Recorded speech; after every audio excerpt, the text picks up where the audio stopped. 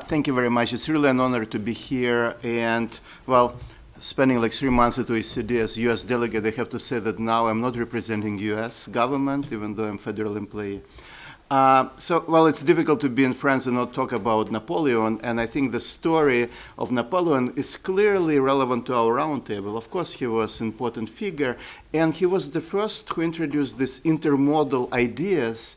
He really said that to win the war, you really need to have moral force, and that's what makes it work, right? And he was very successful in integrating this kind of social and cognitive domain with warfighting. It was really revolutionary from detailed command when all decisions were made by the chief in the past. But with that said, he really miscalculated supply chain importance. His model was that you go and capture countries very fast, and what happened is that when he was dragged in Spain and Portugal with really large areas, it was less efficient. And of course, when he went to Russia, that was a disaster because you really cannot sustain operation without supply chain.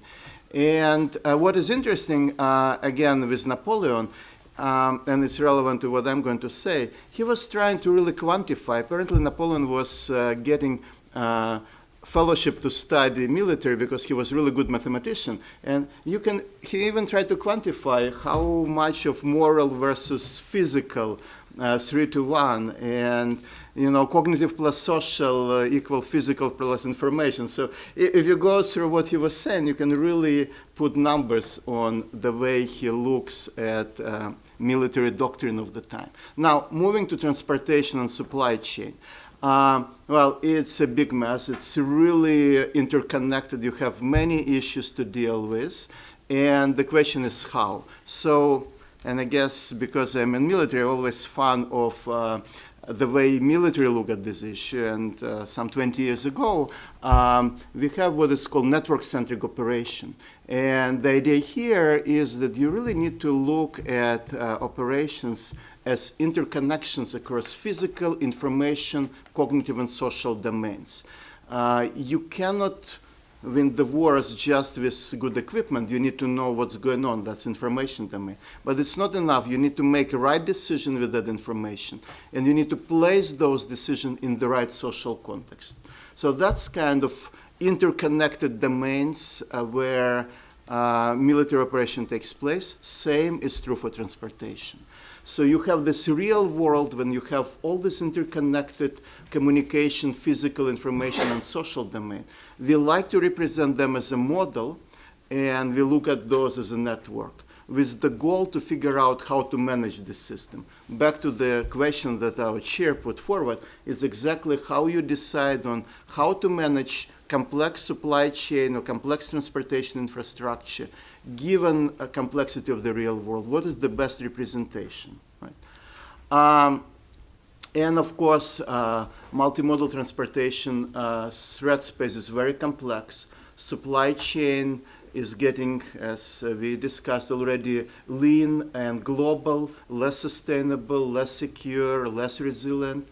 And so far, regulatory attempts to do that has not been fully successful, to say the least. Trade-off space across resilience, efficiency, it's really unexplored, and it's very difficult to put the numbers on there. So what we try to do in our work is to quantify resilience and efficiency and model it as an interconnected system. And well, I'm going to show how we do that, and I hope I will be criticized, and it will help us to be even better. So I will try to start with terminology because it's a big mess now.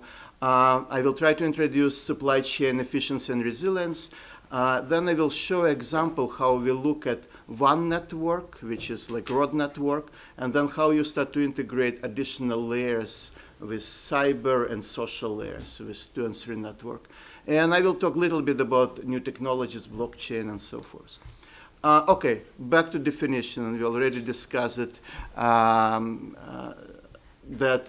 If you look at Oxford Dictionary, efficiency is very, very clear.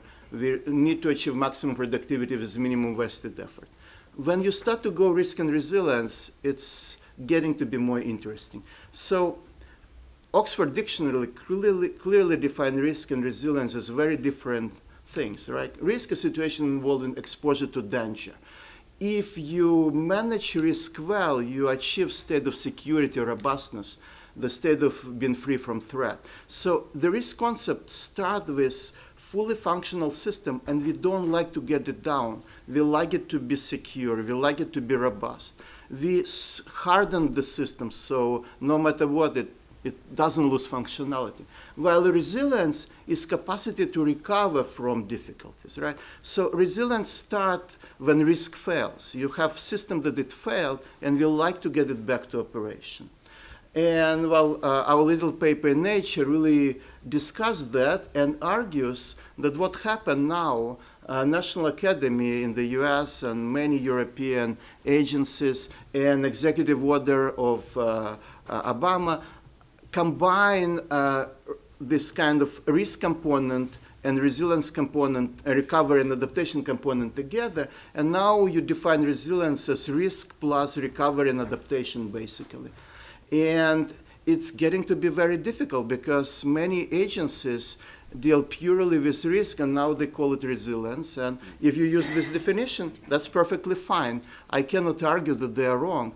The problem, though, is that when you go to exploring this trade-off space, these are very different things, right? So what happened is that risk, if you have this famous curve about critical functionality, and you see that, you know, in planning phase, everything is okay, system works, then something happened, you'll start to lose functionality. That's absorb, it's risk phase, and recover and adapt is like true resilience phase. And the way we assess risk is threat, vulnerability, consequences, product, and it's just one dot. It doesn't have temporal dimension. It's one dot on this curve, while resilience is the whole area on the system degradation. Why it's important? This is economic side. To buy down risk, to harden your system is getting to be increasingly difficult and costly. You can buy down a lot of risk with reasonable cost, but when you get into smaller and smaller risk, you need to invest more and more. And we make this argument in the paper with our previous chief engineer, General Bostic, when we try to say that at some point you need to stop investing in risk and you need to think how a system is going to recover. And we see importance of that in insurance industry already. Even only 15, 20 years ago, the business interruption component of their losses was only 20% of total losses. Now it's a 50%. So what's happening is that property losses are minimal, not minimal, but now exactly the same as business interruption, and trend continues. So you need to think about this temporal dimension that risk is not capturing. Okay, so let's spend a few minutes on supply chain. Again, I think you all know what a supply chain is. What I like to say that it's really like in Napoleon days, it's multi-modal. You cannot just say, well, I have transportation and that's it. You need to think at humanitarian aspect, military aspect, you know, cognitive and social aspect, and all of that is contributing to supply chain. Resilience of supply chain, we're actually doing a large-scale literature review. You can see number of publication. It's clearly growing. And what is even more important, percentage of supply chain resilience publication in overall number of papers in supply chain is also growing very fast. Again, I'm not going to talk about just-in-time, just-in-case issues.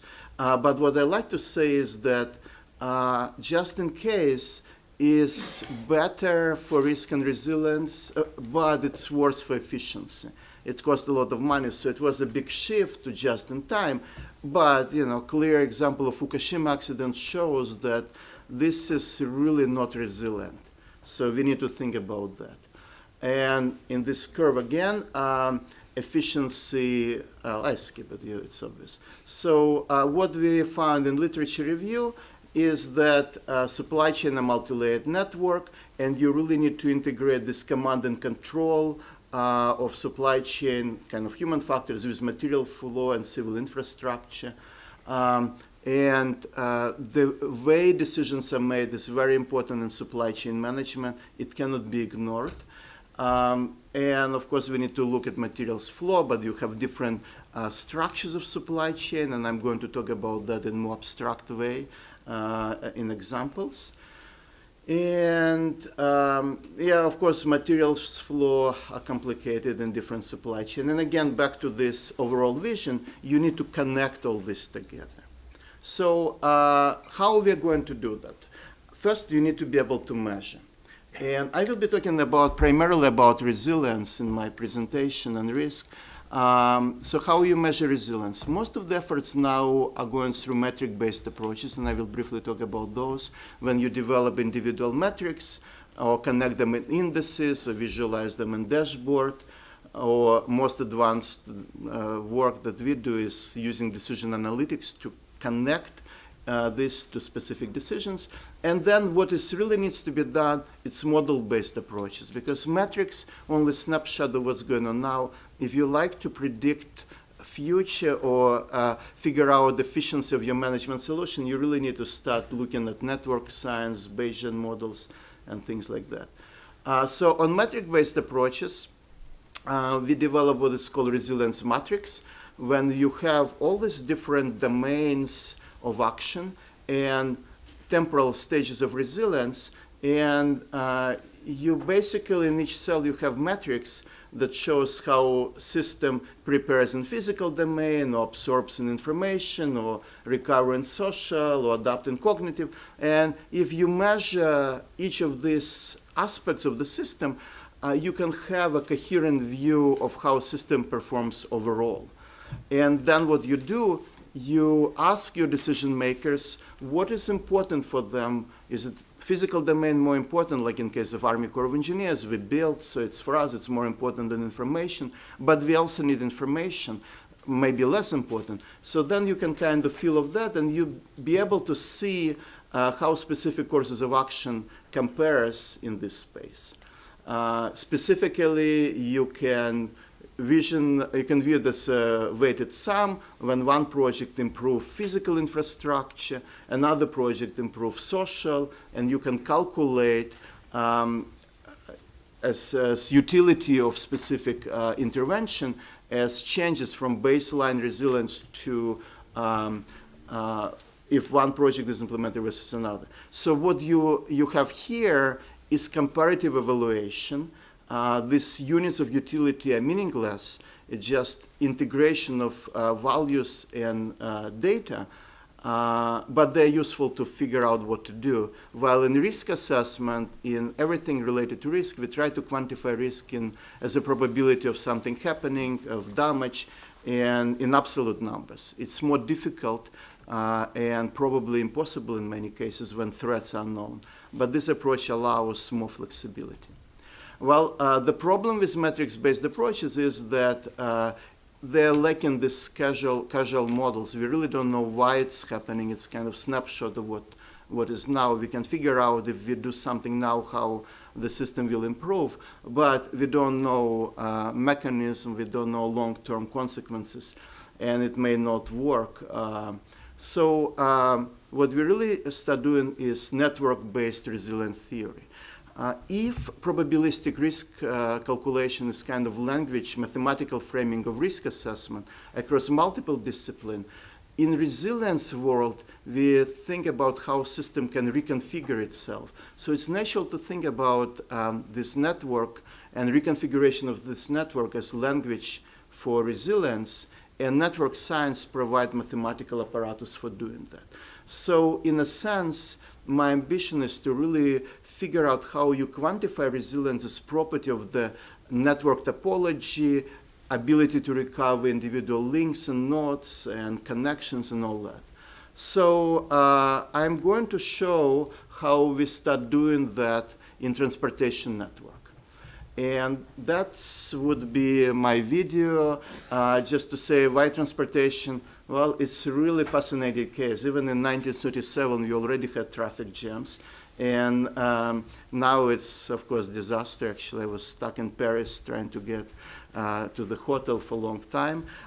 So what we've done, we look at 40 cities in the US, and we look at resilience and efficiency. But before we do that, I'd like to show like 4-minute video clip that reinforce ideas of networks and transportation infrastructure.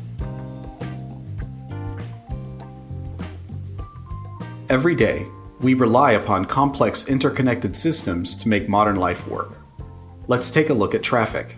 Roads connect our homes, workplaces, and virtually all other destinations. When this works well, our roads deliver millions of people and products all over the globe.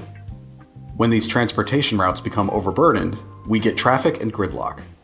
This is a common nuisance for many people, and it can have serious consequences to normal city functioning and to individual lives. But what makes some cities more prone to traffic than others? One explanation centers around a city's resilience, or its capacity to absorb and recover from disruptions within their road networks. The National Academy of Sciences defines resilience as the ability of a system to prepare and plan for, absorb, recover from, and more successfully adapt to adverse events. It works like this. This line represents the normal functionality of a system. For example, unencumbered traffic movement, an organism or community's baseline state of health, or even economic equilibrium. This line represents what is happening when things are going well and functioning normally. What defines a system's resilience is how effectively it can return to this level after a disruption, and how much it can adapt in preparation to such a disruption in the future. A disruptive event can be anything, be it a traffic accident, virus, or stock market crash. The ability of a system to absorb such a shock is one main aspect of resilience. The better a system's ability to absorb a disruption, the less total functionality will be lost. This section of the curve is the system absorbing an outside shock. In our traffic example, let's say an accident on a major street has caused severe gridlock. The damage could be minimized in various ways. A faster response from emergency personnel and more effective funneling of vehicles to alternative roads can make a difference, as can the overall layout of the affected streets. As you can see, some street layouts provide less room for diverting traffic and dealing with blockages, and are therefore more vulnerable to traffic delays. Once the disruption has been absorbed, the system then begins to recover. The rate of recovery will depend on many factors, including how much damage was mitigated during the absorption stage. The slope of this section represents the speed of recovery. A steeper slope here represents a faster recovery. In our traffic example, functionality would be recovered once all vehicles on the road are driving at optimal speeds once more. This area represents the total loss in functionality from the disturbance. The greater this area, the more total functionality was lost. Eventually, once the system has recovered to its baseline functionality, it will ideally enter a period of adaptation, during which it will leverage lessons learned from recent shocks and stresses. The system will use these lessons to grow past its previous functionality and become even more effective and resilient to similar disturbances in the future. The goal of resilience is to minimize a system's losses and adapt the system to a more resilient baseline than before. Examples of how traffic can be improved include adding new roads, improving signs, repaving roads, or other changes that would improve the capacity of road networks to handle the same or even greater volume of vehicles at a given time. Traffic is one of countless systems that face constant risk to their everyday functioning. A better understanding of resilience can help us create more resilient systems in the future. Okay, thank you. So now I will try to show how we quantify resilience in the case of transportation network. So next slide. Oh, I think I can do it myself. So this paper was published in December, and what we've done, we look at 40 cities in the US, and we assess efficiency of transportation network and resilience of transportation network. So efficiency was measured as a normal delay in the peak morning commute, and this curve on the right shows basically performance of the model. You can see that we can predict really well how bad the traffic is in each city. So then what we start doing, we start to generate disruptions of links and nodes in a random way. And this is really important for resilience because we really don't know where accident is going to happen. All these scenarios at each intersections are not going to work. We're looking at the whole infrastructure and see how it can absorb these random accidents. But we also can look at specific attacks if that's the case. And you can see here 6 out of 40 cities that we model. And you can see in this little insert that if you start to disturb network, you generate basically 5% rate of accidents. Los Angeles experiences additional delays. And median is about 5 and range from 4 to 8 hours. While in Boston, the median is about 15 and it's broader distribution. And if you vary this severity of disruption, you can see that Washington is on the top, absolutely the worst, and other cities are getting better. Well, the way to visualize that is actually here. You can see efficiency versus resiliency, and cities on the top right quadrangle are both efficient and resilient, while this left one, where San Francisco, Washington are those that are not efficient and not resilient. What was natural to think to many people that efficiency and resilience are correlated. You can see here that it's not correlated. Like look at San Francisco and Los Angeles. They're equally inefficient, but San Francisco is the worst on resilience at 5%. Washington is the worst overall in 10%, but at low disruption rates, San Francisco is the worst. And LA is quite resilient, though not efficient. So why? When I was interviewed in San Francisco radio about this, they were saying we have a local joke that in Los Angeles everybody has their own back road. And this is exactly why Los Angeles is resilient. If something happened in Los Angeles, you have islands of activity spread spatially, well connected by different roads. People find their way around problem. In San Francisco, if one of the bridges has problem, or they have long stretches of the highways, you have a problem and you cannot escape it. So this is why San Francisco is where it is. Another interesting case when you see cities that are efficient but not resilient, Providence, Jacksonville. So what happened in those cities, I don't know if, well, I guess we have a couple of Americans, I live near Providence. If they have really big highway in the middle of the city, if that highway works, there are no traffic whatsoever. You can very quickly get from point A to point B. But if something happened there, you're basically stuck. So it's efficient overall, but not resilient. So why this is important?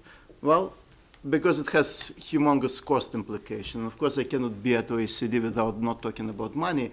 And what we've done here, we use regional economic modeling, which is one of the top models that at least US government is using to figure out dynamic aspects of interruption in transportation system and natural disasters. So they have this kind of suite of different tools. And what we've done, we say, okay, so what happens if you have 1 month of disruption of 5%? You can think about bad winter when you have 5% disruption of the traffic is not that high.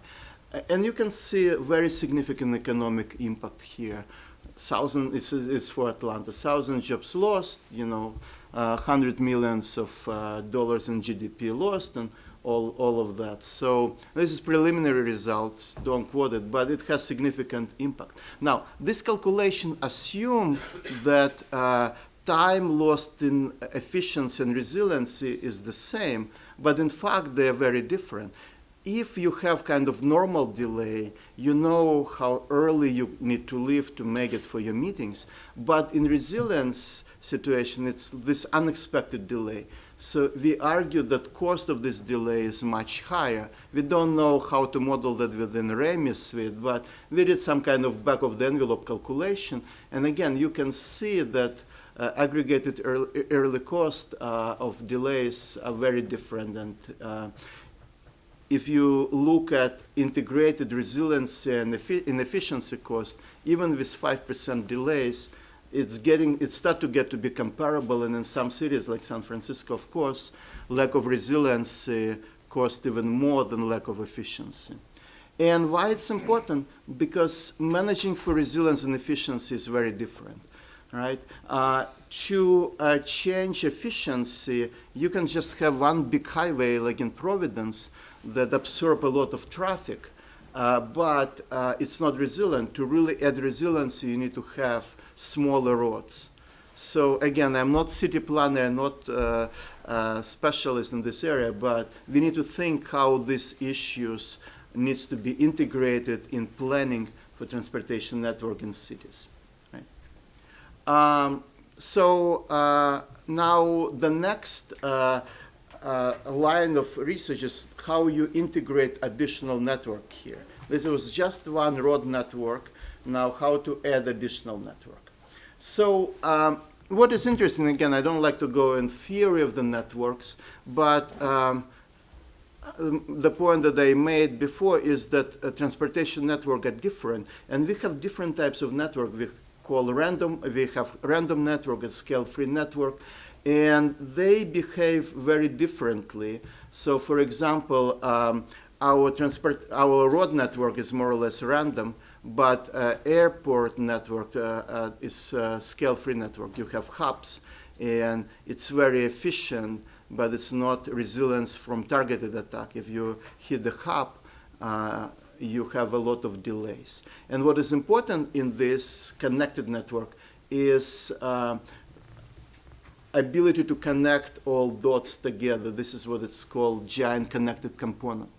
And if you look at type of networks that are connected, apparently you need to understand structure of all networks, not just one, because here we have two networks. One is random, like combination of random and scale-free network, and you can see that only if you have two scale-free networks, they can sustain resilience in operations. So it's not only necessary to, if you're talking about supply chain network that includes communication, control, transportation, it's really important to think about structure of every network, every single network there. And again, this is a result from some basic research work that we've done for Defense Threat Reduction Agency, but they're interested in this, and it's very relevant to transportation.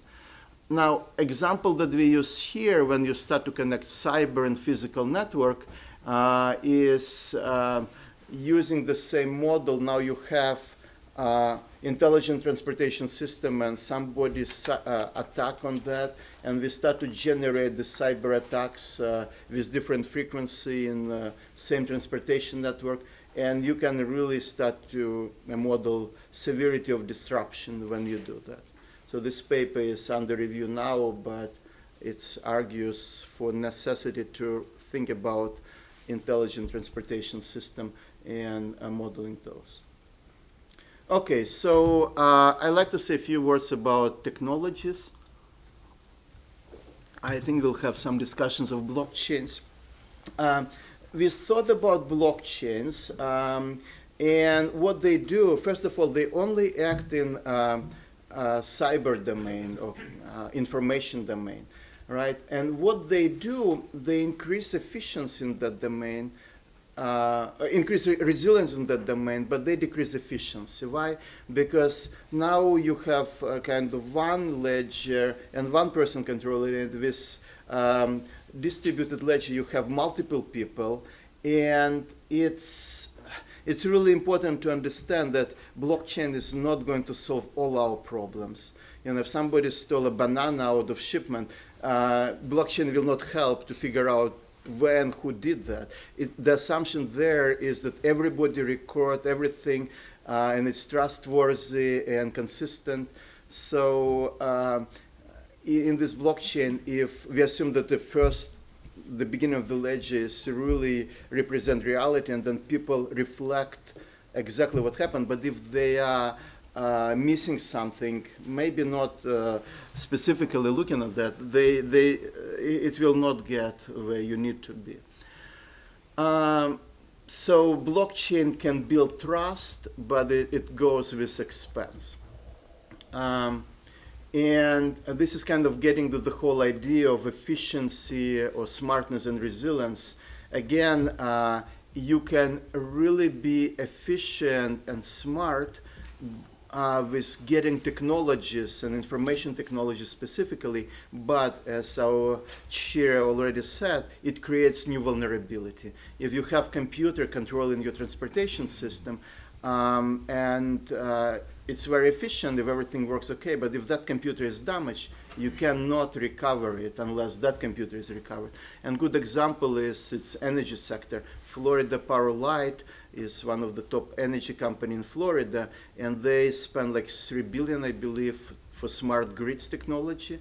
And 2 years ago, when we have like minor storms, it works perfectly fine. They celebrated good investment, but last year the storms were above what it was designed for, and then for weeks Florida was without power. Why? Because this huge vulnerability that created by smart technologies resulted in need to recover the whole smart technology before you can provide energy to a huge number of people, and that took a lot of time and efforts. So again, this trade-off of smartness, efficiency, and resilience are very important and needs to be quantified explicitly. So we are promoting holistic approach to resilience, and OECD is in leadership role. Tomorrow we'll have a meeting through NIAC with different divisions, including ITF, when we really look at all this aspect of resilience, physical, economic, environmental, social, across multiple OECD discipline. And this project is in collaboration with Joint Research Center in ISPRA, it's European Commission, research arm of European Commission, and NIST, National Institute of Standard and Technology in the US, and IASA, which is System Engineering Group in Vienna, part of United Nations. And back to this resilience, it's very important. And it's very important to have this bottom-up and top-down integration when you think about risk and security as going from individual pieces of the system all the way to integration at system level, while in resilience you start with system, with critical function, and you try to guide management through top-down approach when you start with that, and then go to specific data collection. And while you can use, it's important to really look at all aspects of the system. So this is what I did when I was here 1 year ago. I look at OECD in different divisions, and I see who is doing what in this resilience matrix. And I am not presenting, if you look at the US government, we're all focusing on physical and information system in the plan and absorb phase, but because OECD is more like economic side, it's considered to be social science, I don't know why. You can see that all of that is in social aspects, like all different divisions of OECD working on that. Well, we have Dr. Wakeman from Transportation Research Board. Of course, we have a lot of activities here. I am part of the committee on supply chain, but we have other committees, and Tom is really cheering overall efforts. I'm glad that he's here.